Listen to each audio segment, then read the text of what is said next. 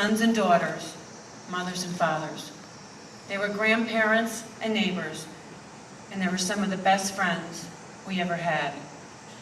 We must remember a day that showed us all that change is possible, not only in our hearts, but in our minds as well.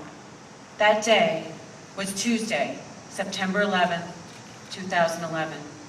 And we are taken back to moments that have been forever seared in our minds, images of sadness and tears that have been quite literally unequaled.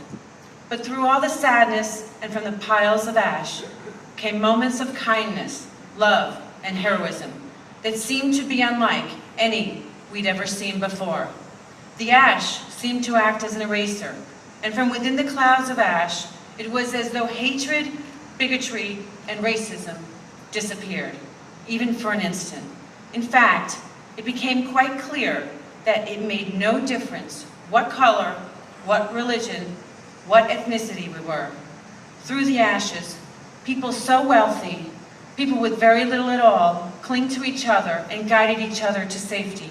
Some even refused to leave another behind, and for that, they paid the ultimate price. Now, it is said that adversity builds character and strengthens resolve. And if that's true, then together we passed one of the greatest tests of our time, our lifetime. One that showed the entire world that bones can be broken, but spirits can never be dimmed.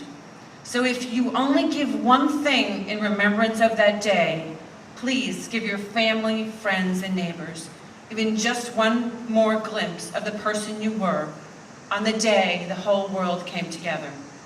We've often wondered why it is that the peace and joy of the holiday season cannot remain with us throughout the year.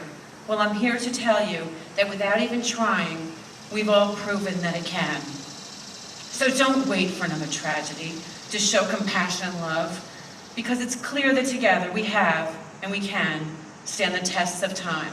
So today, let us remember, today, never forget that it took mountains of ash to show all of us that we are the same color, just different shades.